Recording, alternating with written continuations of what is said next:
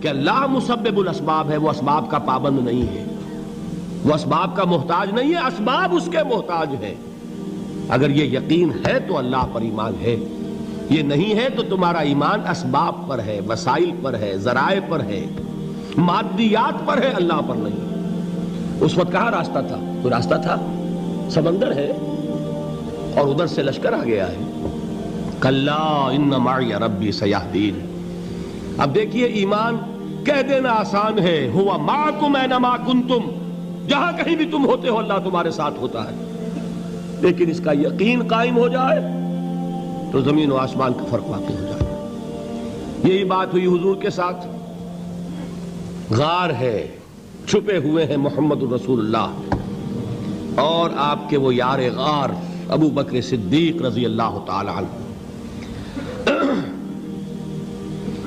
اقبال نے حضرت ابو بکر کی شان میں چند اشعار کہے صرف، لیکن واقعہ یہ ہے کہ بھاری بھاری نظموں پر اور قصیدوں پر بھاری ہے، طویل ترین نظمیں اور قصیدے ہوں ان پر بھاری ہے۔ ہمت ابو بکر کی ہمت جو ہے، کشت ملت را جو ابر، جیسے بارش سے کھیتی اپجتی ہے، ابو بکر کی ہمت اور عزیمت اس امت کو اسی طرح سینچنے والی ہے۔ ثانی اسلام و غار و بدر و قبر، وہ دوسرے تھے اسلام میں، دوسرے پہلے کون تھے؟ انا اول المومنین، حضور فرماتے ہیں سب سے پہلا ایمان لانے والا میں، دوسرے ابو بکر۔ ویسے ہمارے ہاں یہ چلتا ہے اختلاف، حضرت علی پہلے ہیں کہ حضرت ابو بکر پہلے ہیں، لیکن اس میں بڑی خوبصورت تطبیق قائم کی ہے علماء نے اور بہت صحیح ہے۔ چار کے بارے میں فیصلہ ہی مت کرو کہ کون پہلے ہے، ان کی ایک عجیب تقسیم کر دی ہے۔ آزاد مردوں میں، بالغ مردوں میں سب سے پہلے ابو بکر، بچوں میں سب سے پہلے علی، خواتین میں سب سے پہلے خدیجہ، اور غلاموں میں سب سے پہلے زید ابن حارثہ۔ بڑی پیاری تقسیم ہے، یہ چاروں ہی پہلے ہیں، ہر ایک کے لیے اولیت ہے۔ اور واقعہ یہ ہے کہ اگر زمانی اعتبار سے تعین ہوگا تو پہلے خدیجۃ الکبریٰ آئیں گی رضی اللہ تعالی عنہ۔ کسی اور سے بات کرنے کی نوبت بعد میں آ سکتی ہے، پہلے تو اہلیہ محترمہ سے بات ہوئی، آتے ہی پہلی وحی ہوئی ہے، ابھی تبلیغ کا حکم نہیں تھا۔ کس کو بتایا واقعہ؟ ابھی اپنی نبوت کی تبلیغ کا تو حکم ہی نہیں آیا۔ واقعہ کس کا ہے؟ وہ خدیجہ کا ہے۔ جب کہا ہے کہ خشیت علی نفسی، مجھے اپنی جان کا اندیشہ ہے، تو کیا جواب دیا خدیجہ نے رضی اللہ تعالی عنہا؟ وہ صدیقۃ الکبریٰ ہے۔ صدیقات جو ہے خواتین، ان میں چوٹی پر خدیجۃ الکبریٰ ہے رضی اللہ تعالی عنہا، اور صدیق جو مرد ہیں ان میں صدیق اکبر ہے ابو بکر صدیق رضی اللہ تعالی عنہ، لیکن صدیقات میں چوٹی پر۔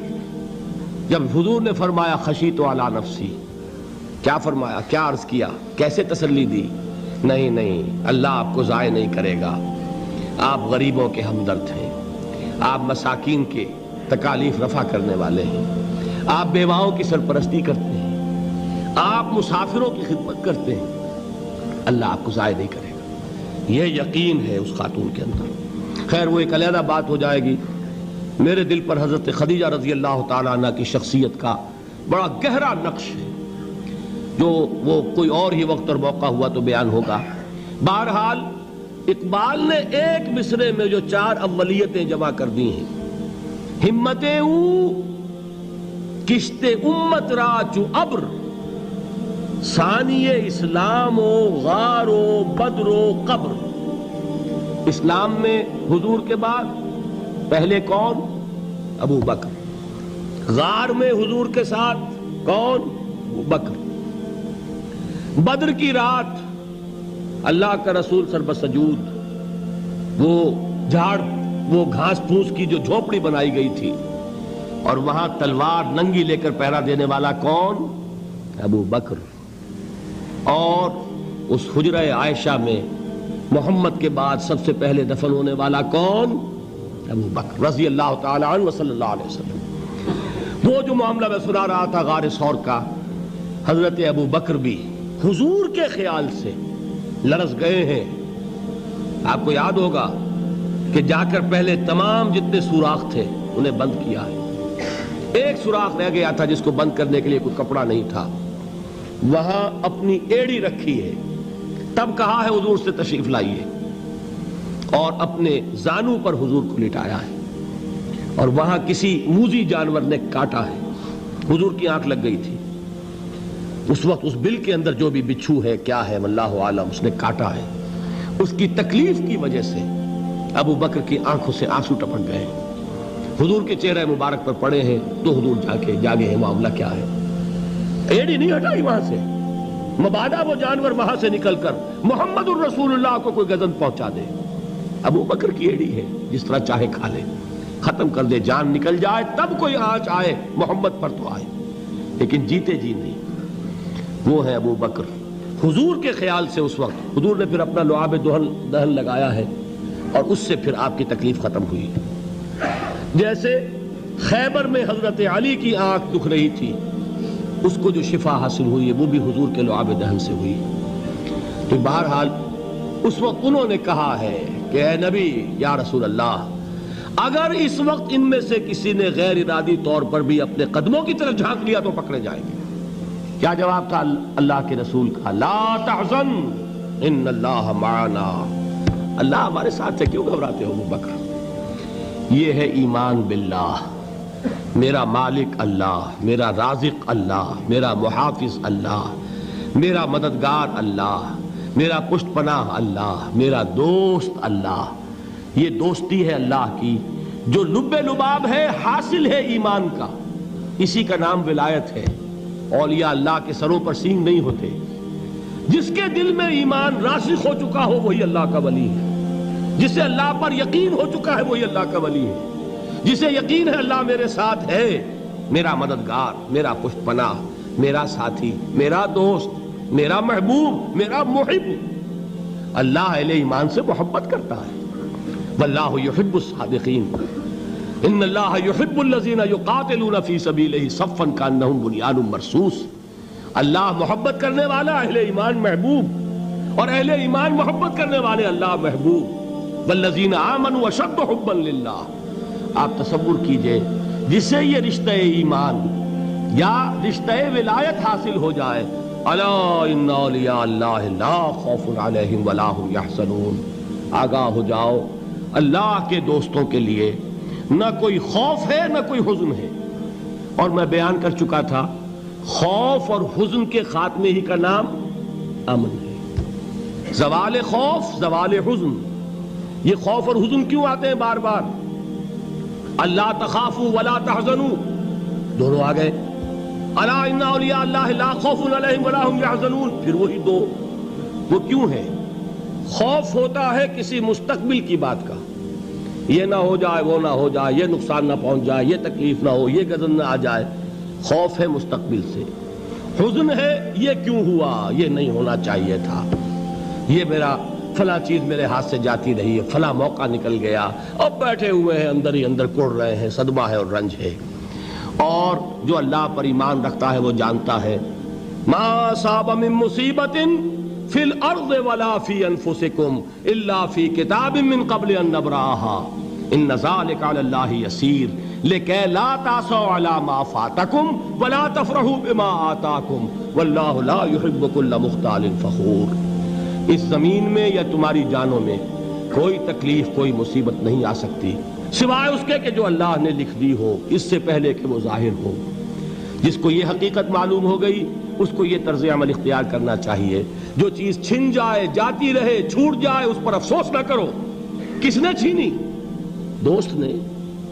دوست کے فیصلے پر شکایت. دوستی کو بٹا لگا رہے ہو, سرے تسلیم خم ہے جو مزاج یار میں آئے.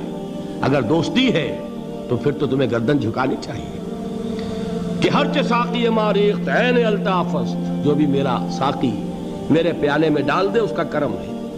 جو اس کی طرف سے آئے اس پر کوئی رنج نہیں, کوئی صدمہ نہیں, کوئی غم نہیں, کوئی شکایت نہیں, کوئی شکوہ نہیں.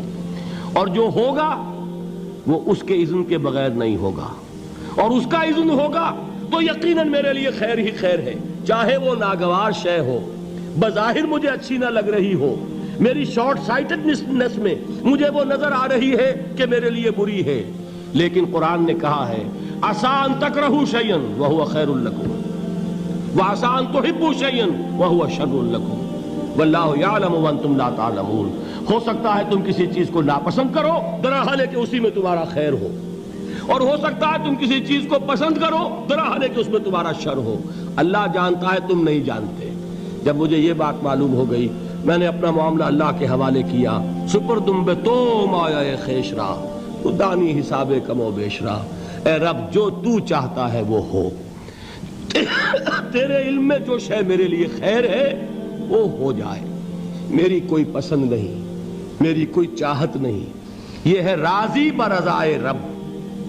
اکبر الہ آبادی نے اسے کہا ہے رضائے حق پہ راضی رہ، یہ حرف آرزو کیسا، خدا خالق، خدا مالک، خدا کا حکم تو کیسا۔ جب میں آ گیا بیچ میں، میری پسند، میری مرضی، میری خواہش، میری چاہت، یہی تو شرک ہے۔ ما شاء اللہ کان وما لم یشاء لم یکن، جو اللہ نے چاہا وہ ہوا، جو اس نے نہیں چاہا نہیں ہوا، اختیار اس کا ہے، میرا تو نہیں۔ رضائے حق پہ راضی رہ، یہ حرف آرزو کیسا، خدا خالق، خدا مالک، خدا کا حکم تو کیسا۔ اقبال نے اسے کہا ہے فارسی میں، اب آپ کہیں اس کا ترجمہ بھی کرو تو وہ مجھے ذرا اس وقت کچھ بہت ہی بدذوقی کسی بات نظر آئے گی۔ جائیے پوچھئے کسی سے جسے فارسی آتی ہو۔ بروں کشید ز پیچا کے ہست و بود مرا، چے اقدہا کے مقام رضا کشود مرا۔ مجھے تو تمام پیچ و خم سے نکال دیا اس مقام رضا نے، میں راضی برضائے رب ہوں، جو فیصلہ اس کا میں اس پر راضی۔ تو کہاں کا حزن اور کس کا خوف، یہی زوال حزن اور زوال خوف، یہی ہے امن، یہ نتیجہ ہے ایمان کا۔ تو جان لیجئے یہ ہے لب لباب، یہ ہے حاصل ایمان کا، یہ ہے تو ایمان ہے، یہ نہیں ہے تو ایمان نہیں۔